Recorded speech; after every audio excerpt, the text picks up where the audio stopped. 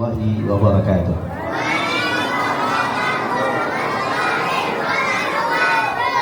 Recehan yang rame. Yang rame recehan, yang lain mah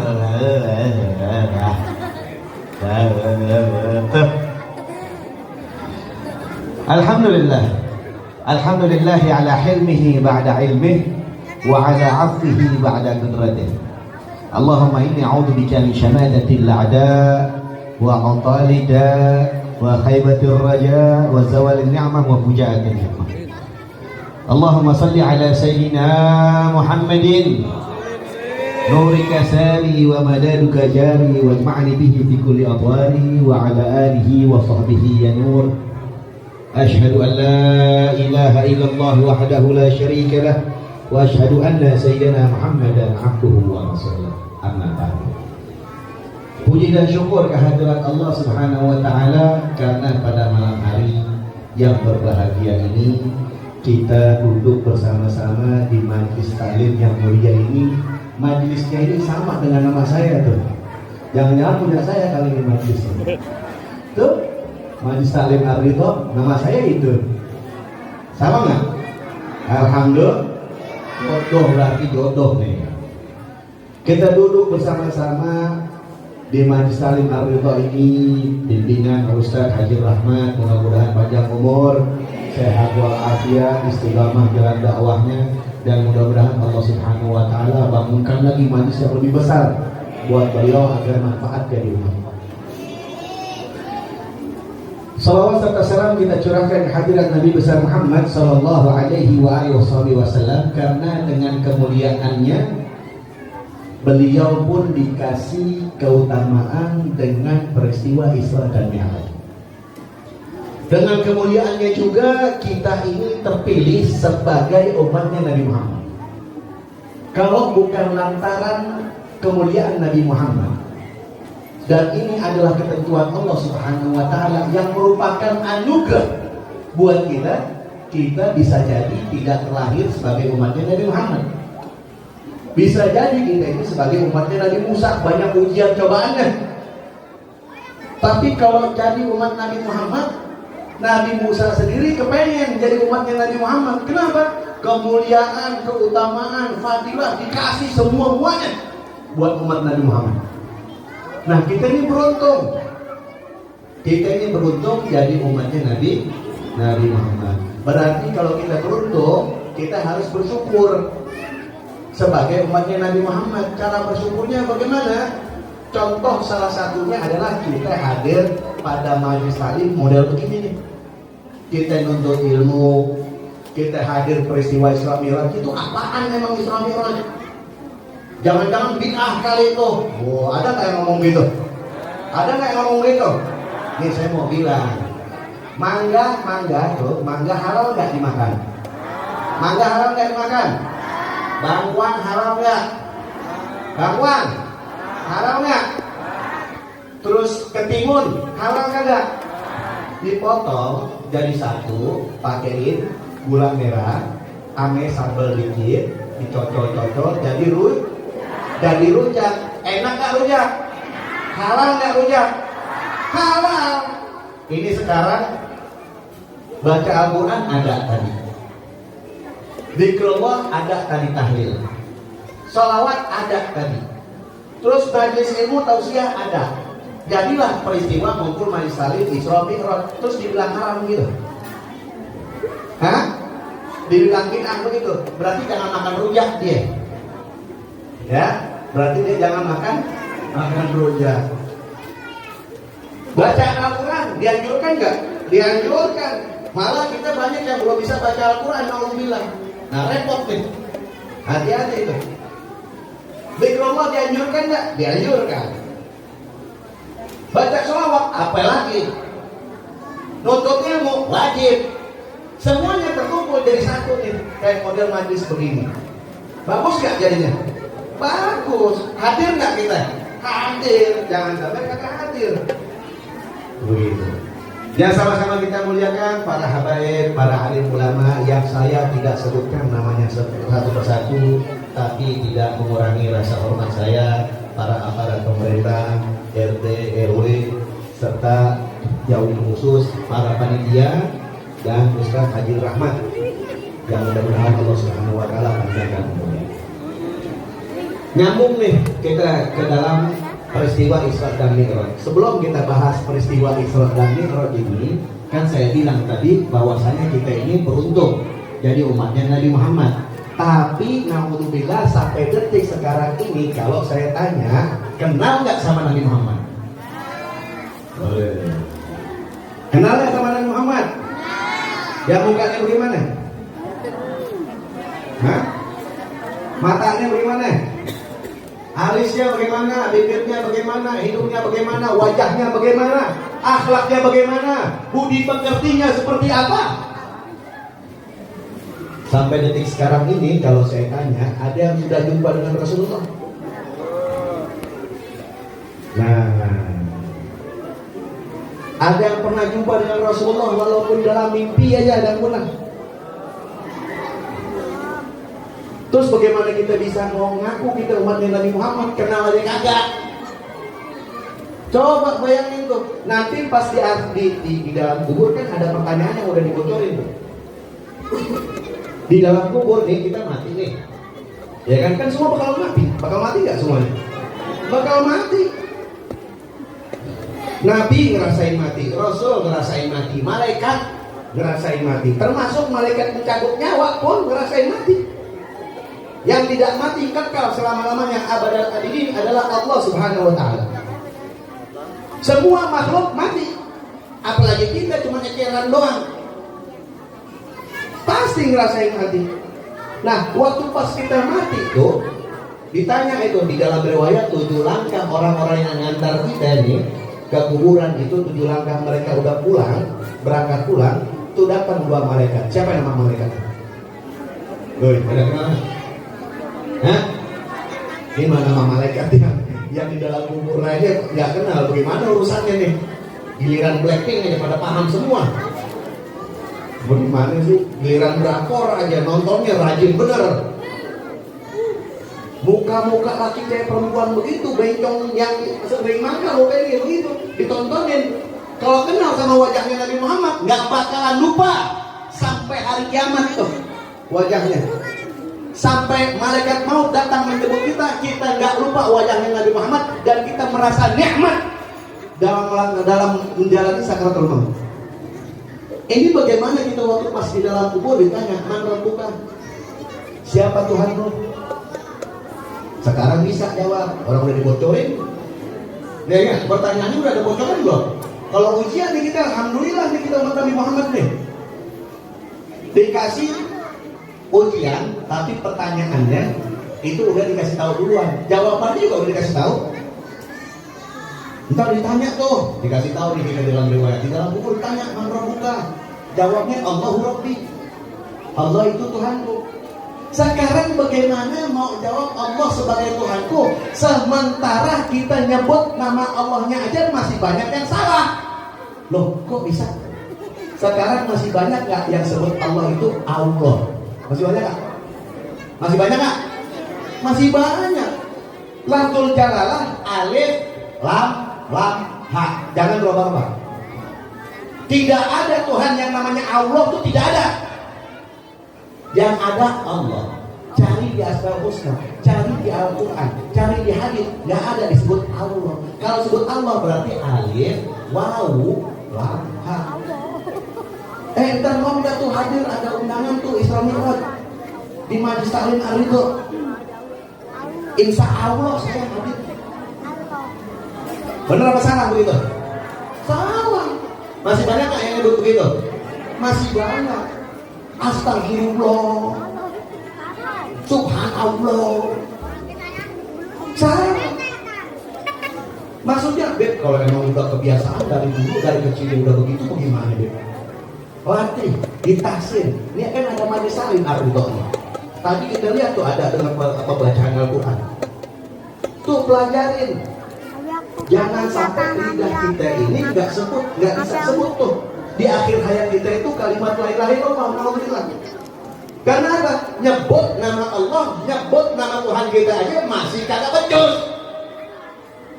Bagaimana mau jawab kita ini punya Allah gitu? Tuhan kita ini Allah Subhanahu wa taala. Bagaimana? Lagian pada soimun sebutin Allah, Allah, Allah. Lagunya kayak ikan cupang yang buana. Tahu nggak tuh? Allah. Sebut Allah, Allah. Ini bibir sama dagu nggak bergerak, yang bergerak lidah aja. Allah, Allah, Allah, Allah, Allah, Allah, Allah, Allah, Allah. Begitu. Bukan Allah, bukan Allah. Ini bibir kok tadi. Kebanyakan makan garam kali itu bibir. Nah ini yang kita mesti perhatiin. Yang kedua, pertanyaannya adalah waman nabiyuka? Siapa nabimu? Kita mau jawab Nabi Muhammad tuh. Selama ini kita belum pernah jumpa sama Nabi Muhammad. Jadi jangan suka ngeremehin. Kalau udah jumpa Nabi Muhammad, nangis seminggu nggak kelar-kelar. Dalam mimpi ini kita jumpa nih. Seminggu nggak kelar-kelar kita nangis. Di mana aja kita nangis, rindu. Penuh dengan kecintaan kita punya hati ini. Masa ya kalah kita sama pelepah korma tuh yang di dalam riwayat nangis-nangis di pelepah korma sampai para sahabat dengar. Waktu ditanya ini pelepah korma tempat sandaran Rasulullah ketika khutbah,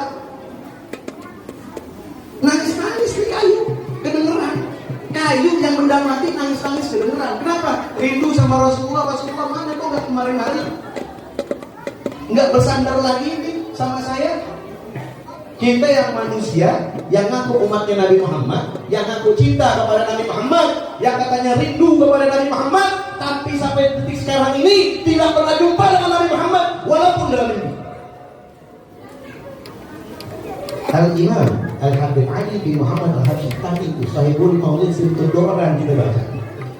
Waktu dia kecil, nih model-model kayak begini nih baru ngambil baca. Umur 7 tahun ada. 6 tahun, 7 tahun begitu. Ibunya panggil, wahai Ali, taat, datang kemari. Iya ibu, ada apa? Ini ibunya tanya, wahai Ali, maukah engkau mendapatkan keredoan ibumu, keredoan orang tuamu?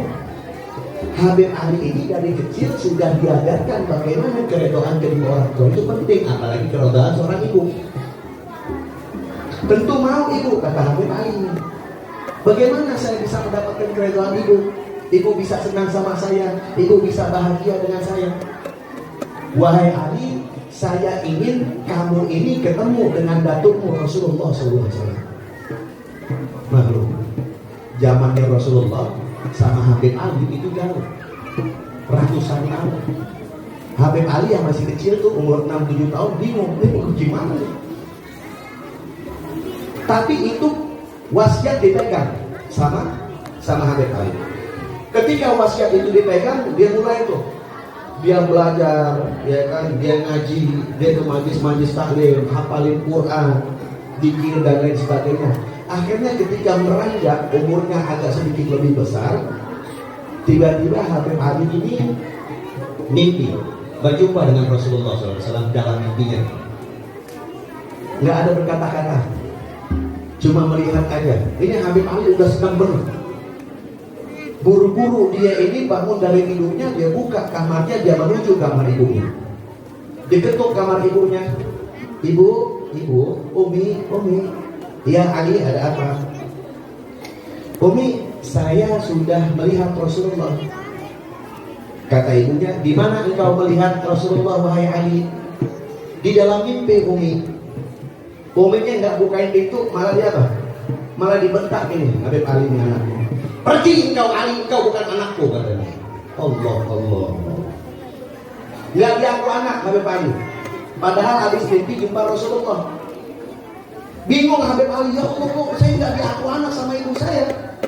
Diaku anak aja enggak, bagaimana mau dapat keridhaan Allah? Bagaimana mau dapat keridhaan ibu nih yang merupakan jaminan keridhaan Allah Subhanahu wa taala? Akhirnya belajar lagi Habib Ali, berselawat lagi tidak putus-putus.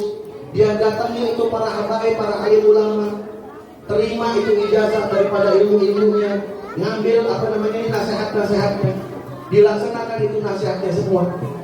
Akhirnya pada suatu malam Datang lagi Rasulullah SAW dalam mimpinya, dan pada saat ini mulai berkata-kata. Habib Ali mulai memberanikan dirinya ini untuk berkata.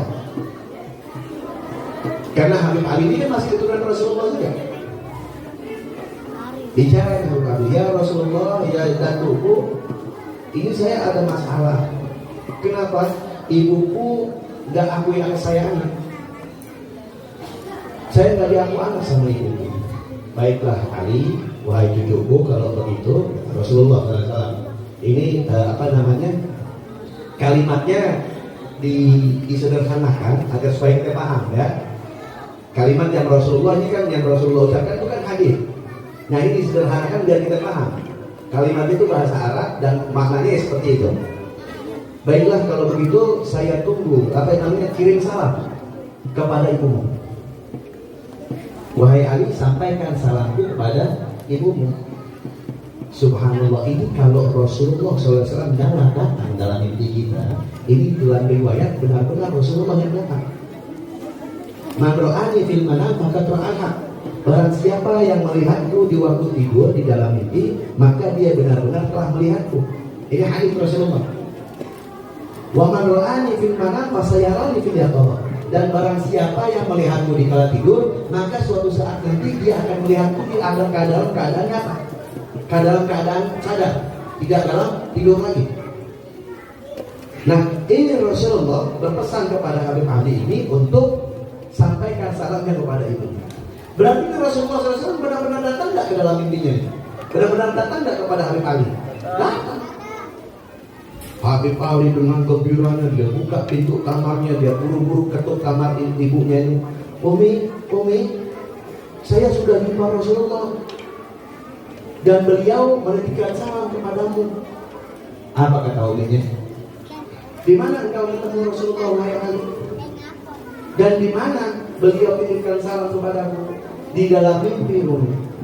Apa uminya bilang? Pergi engkau Ali, engkau bukan anakku. Masih kagak aku anak. Allah. Tambah bingung ini Habib Ali ini. Bagaimana caranya bisa mendapatkan keridhaan ibu saya kalau begini caranya ini? Cepat-cepat dia pergi ke guru-gurunya, ya kan, dia ambil lagi ilmu, diambil nasihatnya, dia ngajar terus-terusan, sholawat gak berhenti. Akhirnya pada suatu malam Habib Ali ini dalam keadaan sujudnya berlinang dengan air mata, tiba-tiba terdengar suara dari depannya, wahai cucuku Ali, angkat kepalamu, ini datukmu Rasulullah SAW berdiri di depanmu. Habib Ali nggak sanggup angkat mukanya karena cahaya begitu terang benderang. Bilang sama ibumu, jadi Rasulullah udah paham. Bilang sama ibumu bahwasanya aku menunggunya di sini. Berarti datang dalam keadaan nyata, dalam keadaannya. Habib Ali ini nggak sanggup berdiri, merangkak dia ke kamar ibunya, dia ketok kamar ibunya. Ibu menangis nih Habib Ali. Umi, saya sudah berjumpa dengan Rasulullah. Ibunya tanya lagi, di mana engkau berjumpa dengan Rasulullah? Wahai Umi, sekarang Rasulullah ada di kamar nunggu engkau, wahai Umi. Buru-buru ini ibunya keluar, didobrak itu pintu kamarnya, dipeluk anaknya. Ali, sekarang engkau anakku. Sekarang engkau anakku. Ini dari peristiwa ini, kita di mana dengan Isra Rasulullah? Isra Mi'raj diperingati dan kisahnya kita udah hafal. Udah hafal kan Isra Mi'raj? Oh, dari Mekah ke Madinah, dari Madinah ke India, terus dari situ ke Arab, terima perintah sholat. Udah hafal kisahnya. Tapi permasalahannya ini siapa Sahibul Isra Mi'raj nih? Yang dikasih kemuliaan untuk Isra Mi'raj itu siapa? Nabi Muhammad SAW. Nah, Nabi Muhammadnya ini dari tahun ke tahun kita mengaku sebagai umatnya Nabi Muhammad, dan tahun demi tahun kita udah dekat ke lubang kubur, tapi kita nggak pernah jumpa Nabi Muhammad walaupun dalam mimpi. Dan kita biasa-biasa aja kayak nggak merasa orang nggak ada salahnya. Di dalam riwayat riwayat nih, di dalam riwayat ini ada satu orang lagi diseret ke api neraka jahanam. Lagi diseret ke api neraka jahanam. Dan pada saat itu bapaknya para manusia, yakni Nabi Allah Adam alaihi salatu wasallam, melihat kejadian tersebut dan langsung buru-buru cari Nabi Muhammad. Tuh lihat, Nabi Adam tuh sayang sama Nabi Muhammad. Ngelihat umatnya ini, ada salah satu umatnya dikenalin itu.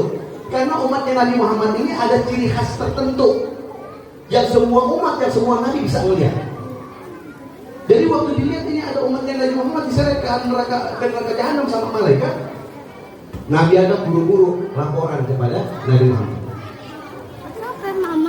Wahai kekasih Allah, dia bertanya, wahai bapak manusia, ada apa? Ini saya melihat salah satu daripada umatmu lagi diseret ke api neraka jahanam. Rasulullah langsung tersentak, di mana? Antar saya, diantar ini sama Nabi Adam. Dan ternyata benar, ini orang kalau kita lagi mau dieksekusi, kita ini lagi mau diseksa, pasti ketakutan dong. Nangis-nangis, ini apalagi neraka jahanam udah menyala-nyala tuh, udah mau dibakar nih. Ini orang saking takutnya dia teriak-teriak, dan kalau kita dengar teriakannya mungkin pingsan, kita nggak tega. Diseret ini orang pakai rantai tuh. Nabi Muhammad SAW tegur itu malaikat, wahai para malaikat Allah, stop dulu. Ini malaikat jawab, wahai kekasih Allah, kami ini para malaikat yang selalu melaksanakan perintah Allah, dan kami tidak pernah melanggar perintah Allah. Jadi kami dapat perintah untuk bawa ini orang ke neraka, harus dijebloskan ke neraka jahanam. Karena malaikat bicara seperti itu, Allah Subhanahu wa Ta'ala bela kekasihnya. Hei para malaikat, kalau misalnya kekasihku mau bicara, dengerin dulu pembicaraannya, stop dulu, berhenti ini malaikat. Nabi Muhammad minta, wahai para malaikat, saya ingin amal baik dan buruknya itu ditimbang lagi. Kan amal baik sama amal buruk udah ditimbang nih, udah rapi. Di mizan itu udah timbang, masa ya timbangan akhirat bisa salah? Mustahil. Timbangan kita yang kita racunin mulu tuh, dikurang-kurangin mulu. Nah, karena di permintaan Nabi Muhammad SAW, akhirnya ditimbang lagi ini orang, amal baik dan amal buruknya ditimbang. Dan ternyata benar, setelah 2 kali ditimbang, amal buruknya ini lebih banyak, lebih berat daripada amal baiknya. Tambah panik gak dia orang? Udah 2 kali ditimbang nih, udah 2 kali timbang, dan timbangan gak mungkin salah. Dan 2 kali ditimbang nih, timbangan amal buruknya tetap berat, lebih berat daripada amal baiknya. Aduh celaka, saya berabe dan urusan. Subhanallah, Rasulullah SAW keluarkan dari balik lengan bajunya tuh, dia keluarin begini, dia taruh itu kayak semacam kertas catatan kecil, ditaruh di timbangan amal baik itu orang. Waktu ditaruh kertas kecil itu aja, dia kan ditaruh itu ternyata jauh lebih berat amal baiknya sekarang daripada amal buruknya. Wah, ini orang bahagianya minta ampun, dipelukin ini Nabi Muhammad. Dipelukin, terima kasih banyak, saya selamat begini. Tapi subhanallah, ini orang pakai nanya, tapi Anda siapa ya? Nanya, nggak kenal dia sama Nabi Muhammad. Nabi Muhammad jawab sama itu orang, ya saya ini nabimu, kamu itu umat saya. Saya Muhammad sallallahu alaihi wasallam. Saya Muhammad bin Abdullah. Ya Allah, baru ketemu lagi nih, diciumin lagi, dipeluk lagi nih. Terus dia tanya lagi, ya Rasulullah, emang tadi itu apaan sih yang ditaruh di timbangan amal baik saya? Itu tadi adalah catatan sholawatmu waktu di dunia. Saya catat itu semua untuk kepentingan, keperluan seperti sekarang ini. Tadi kita udah sholawat, ada nggak catatannya? Di dalam riwayat ini, setiap kita bersolawat, Rasulullah SAW ruhnya dimasukkan lagi dan hidup dan membalas selawat itu.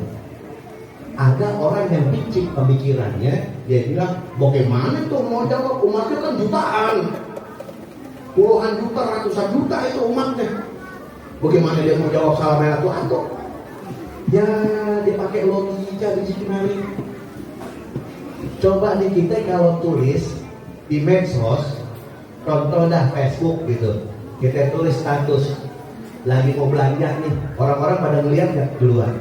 Sedunia bisa lihat nggak? Sedunia bisa lihat. Itu secara logika masuk. Apalagi Nabi Muhammad ada kemampuan khusus untuk menjawab seluruh salam dan selawat yang diucapkan oleh umatnya. Itu keistimewaannya Nabi Muhammad Sallallahu Alaihi Wasallam. Lanjutnya, sampai jam berapa sih?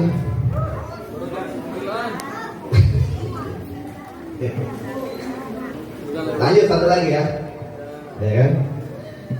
Kalau kita menyatakan diri kita ini kenal sama Nabi Muhammad, berarti kita ini harus kenal dengan keturunannya. Karena di dalam riwayat hadis yang sahih, di situ disebutkan inni tarikum fikum ma in tamassaktum bihima lam tadillu ba'di. Sesungguhnya saya ini tinggalkan dua perkara. Inni tarikum fikum at-taqala. Sesungguhnya saya tinggalkan bagi kalian dua perkara yang berat. Yang kalau kamu berpegang teguh kepada keduanya, lan tadillu ba'di, kamu ini tidak akan tersesat setelah sepeninggalanku. Apa itu? Kitabullah wa itrati ahlul bait. Kitabnya Allah dan keturunan ahlul bait. Wa itrati ahlul bait, keluarga keturunan. Loh, kok bukan kitabullah wa sunnati? Kitabullah wa sunnati derajat hadisnya lebih dhaif, lebih rendah daripada kitabullah wa itrati. Jadi yang lebih sahih itu adalah riwayat kitabullah wa ikrati ahli baiti. Tapi nggak tahu kenapa sekarang yang dipopulerkan kitabullah wa sunnati aja. Berarti ada permainan apa ini? Ada permainan politik agar supaya keluarga keturunan Rasulullah tidak dikenal oleh umatnya Nabi Muhammad SAW. Bukan di Indonesia aja. Alhamdulillah di Indonesia masih pada kenal. Yang disebut habaib, yang disebut habib, yang disebut sayyid, yang disebut syarif, itu udah pada kenal alhamdulillah.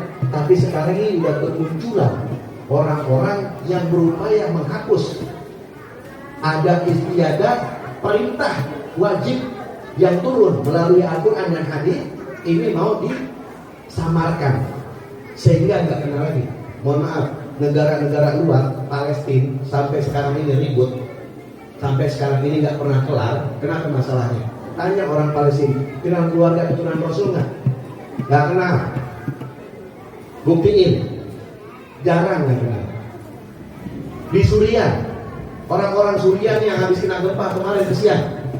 Coba kalau ditanya, kenal nggak tuh sama keluarga keturunan Rasulullah? Nggak kenal. Di Turki, apa lagi? Keluarga keturunan Rasulullah ini nggak kenal. Sholawat nggak bisa. Kemarin tuh di media sosial, di TikTok, saya punya TikTok juga, makanya follow dah. Jadi banyak manfaatnya itu, sekalian promo nih. Ya kan, nama TikToknya Habib Ridho Al-Ghazali ya, cari nggak cepetan sono. Langsung follow, buru-buru, ini kan nggak artis mulu di following. Nah, Turki itu, ini ada percobaan sosial eksperimen. Jadi ditanya, ini anak-anak mudanya itu ditanya, coba kamu tahu cara selawat ya? Ditanya, nggak bisa.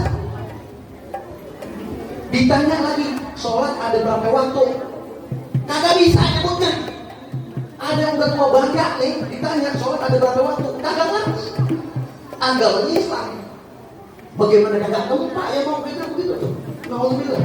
Dan kita ini ada majlis-majlis taklim kayak model begini. Ada majlis-majlis selawat kayak model begini. Ada majlis-majlis zikir kayak model begini. Terus ramein. Ta'arraf ila Allah fi raha ya'rifuka fi syiddah. Kenali Allah Subhanahu wa taala di waktu luangmu, maka Allah Subhanahu wa taala akan mengenalmu di waktu susahmu. Jangan pas giliran kita susah baru ya Allah, apa salahku? Kiranya apa salahku sehingga aku bisa menerima ujian dan cobaan seperti ini? Mungkin gile nanya begitu. Dia kagak tahu Kemarin tuh saya dengar ada ibu-ibu pejabat dari daerah, ya kan, ratusan sewa pesawat dan lain sebagainya. Pakai uang apa? Uang rakyat. Lebih dari 1 miliar dipakai. Kepentingannya apa di Jakarta? Belum ada yang tahu. Allahu Akbar. Nah kita jangan model begitu tuh. Datang majelis taklim yang rapi, yang suami berperilaku baik terhadap istrinya, yang istri taat sama suaminya. Udah selesai. Setelah itu dia cintai keluarga keturunan Rasulullah Sallallahu Alaihi Wasallam. Rapi dah, bahagia dah. Bahagia dunia akhirat insya Allah.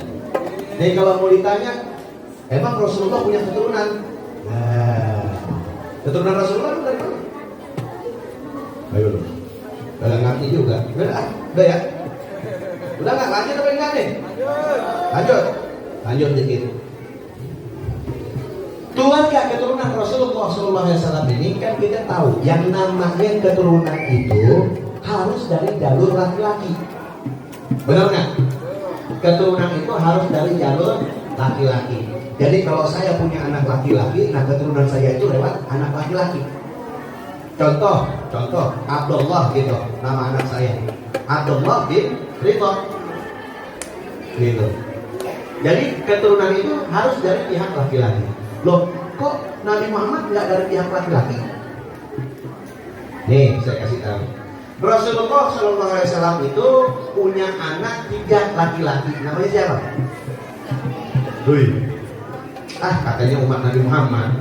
Anaknya Rasulullah nggak kenal. Anaknya RT ini pada kenal semua, no? Hah? Qasim, terus Abdullah, terus Ibrahim. Siapa? Qasim, Abdullah, Ibrahim. Ada 3 nih. Anak laki-laki Rasulullah Sallallahu Alaihi Wasallam. Apalin? Semua anak Rasulullah ada berapa? Ada 7. 3 laki-laki, 4 perempuan. Yang perempuan siapa aja? Zainab. Hah? Ummu Kulthum. Terus Fatimah Zahra. Terus ada yang sebut Zainab. Terus Ruqayyah. 4. Apalin nih. Hafal ini insya Allah dapat syafaat.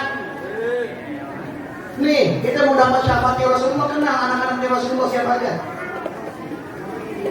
Nah, Qasim, Abdullah dan Ibrahim ini wafat di kala kecil. Masih kecil udah wafat, Rasulullah sedih. Dengan kesedihannya itu justru orang-orang mengejek, orang-orang jahiliyah pada saat itu mengejek Rasulullah dengan kata-kata abtar, terputus keturunannya maksudnya. Karena anak laki-lakinya wafat semua itu di kala kecil. Makanya Allah Subhanahu wa taala jawab itu. Turunkan surat Al-Kautsar. Apa enggak? Inna a'tainakal kautsar. Fashalli li rabbika wanhar. Inna syani'aka huwal abtar. Mereka yang menuduhmu terputus, yang bilang kepadamu bahwasanya kamu ini terputus, mereka lah sebenarnya yang terputus. Jadi Rasulullah SAW itu anak laki-laki 3 orang anak laki-lakinya ini wafat. Keturunannya melalui siapa? Melalui Siti Fatimah Zahra yang menikah dengan Sayyidina Ali. Loh, kenapa begitu? Karena di dalam riwayat yang sahih, riwayat Imam Suyuti, kullu bani Adam yang tamuna ila sobatin. Setiap bani Adam, anak cucu Adam itu dia punya nasabnya tersambung kepada pihak bapak. Illa wala Fatimah, kecuali anak-anak Fatimah. Fa ini ana waliyuhum wa ini ana ashabatuhum. Maka sesungguhnya akulah ini ayah mereka dan akulah tempat berpulang nasab mereka. Jadi kekhususan untuk Nabi Muhammad, keturunannya ini lewat jalur perempuan, khusus buat Nabi Muhammad aja. Yang lain nggak bisa. Yang lain kagak bisa. Dari Fatimah Zahra menikah dengan Sayyidina Ali, punya anak Sayyidina Hasan dan Sayyidina Husain. Sayyidina Hasan punya anak lagi, Sayyidina Hasan Al-Muttalib. Dan terus turun-temurun keturunannya sekarang ini banyak di Jordan, di Maroko, di Iran dan di Irak. Sayyidina Husain punya anak Sayyidina Ali Zainal Abidin. Sayyidina Ali Zainal Abidin punya anak Sayyidina Muhammad Al-Baqir. Dan terus ke bawah, kebanyakan keturunannya ada di Saudi Arabia, Hadramaut, dan Asia Tenggara, Indonesia. Tuh. Jadi keduanya ini dari Sayyidina Hasan dan Sayyidina Husain, keturunannya banyak. Dari situlah keturunannya Rasulullah SAW. Loh, kenapa enggak dari anak laki-laki aja? Keturunannya Rasulullah seperti pada umumnya. Nih, kalau misalnya Rasulullah SAW itu punya anak laki-laki dan hidup sampai dewasa, pastilah jadi nabi juga. Loh, kok bisa begitu? Nabi Muhammad itu Sayyidul Anbiya wal Mursalin, pimpinan para nabi dan rasul. Nabi Daud punya anak siapa? Nabi Sulaiman. Jadi nabi nggak? Jadi nabi. Nabi Yakub punya anak Nabi Yusuf. Jadi nabi nggak? Jadi nabi. Nabi Ibrahim punya anak dua, Nabi Ishak dan Nabi Ismail. Jadi nabi nggak dua-duanya? Jadi nabi. Ini pimpinan para nabi dan rasul. Masa punya anak laki-laki nggak jadi nabi? Berarti kan kurang kemuliaannya. Rasulullah SAW tidak ada kurangnya itu kemuliaan. Nggak ada kurangnya. Makanya anaknya ini wafat di kala kecil supaya nggak jadi nabi. Kalau misalnya jadi nabi ini anak, kemuliaan Rasulullah berkurang, tidak menjadi sebagai khotamul anbiya, tidak menjadi sebagai penutup para nabi. Jadi dari mana itu Rasulullah SAW mendapatkan kemuliaan kekhususan dari Allah Subhanahu Wa Taala? Allah berikan jalur keturunannya lewat Siti Fatimah Zahra. Itu sampai sekarang. Nah, dari situ ntar tiba-tiba ada lahir perempuan, ya kan, mereka bukan selain kepada Sayyid, kepada Habib. Anaknya gimana? Anaknya masih Habib enggak? Enggak, putus. Itu kehormatan buat Siti Fatimah Zahra aja. Yang sekarang tadi bisa putus. Begitu. Paham tuh sampai di situ? Paham nggak sampai di situ? Nah, insya Allah bisa kita jadikan pegangan dalam hidup kita sehari-hari, dan mudah-mudahan jadi manfaat buat kehidupan kita, dan insya Allah kita ini selamat di dalam kehidupan kita di dunia dan akhirat. Bismillahirrahmanirrahim. Alhamdulillahirabbil alamin. Hamdan yu'afi ni'amahu wa yukafi mazida. Ya Rabbana lakal hamdu kama yanbaghi li jalali wajhika wa 'azimi sultanik. Subhanaka wa thunanan 'alaika anta kama tunita 'ala nafsika wal hamdu hatta tarda wa lakal hamdu idza radita wa lakal hamdu ba'da ridha. اللهم صل وسلم على سيدنا محمد في الأولين وصل وسلم على سيدنا محمد في الآخرين وصل وسلم على سيدنا محمد في كل وقت وحين وصل وسلم على سيدنا محمد حتى ترث الأرض ومن عليها وأنت خير الوارثين. اللهم إنا نستحمدك ونستودعك أدياننا وأبداننا وأنفسنا وأهلنا وذرياتنا وأزواجنا وكل شيء أعطيتنا. اللهم اجعلنا وإياهم في جنتك وأمانك وعيادك وجوارك من كل شيطان مريد والجبار عنيد وذي عين وذي بغي وبشر كل ذي شر إنك على كل شيء قدير. اللهم حطنا بتقوى والاستقامة وعدنا بموجبة الندامة في الحال والمال إنك سميع الدعاء. وصل اللهم بجمالك وجلالك على سيدنا محمد وعلى آل سيدنا محمد والحمد لله رب العالمين. Mohon maaf jika ada kesalahan. Billahi taufiq wal hidayah.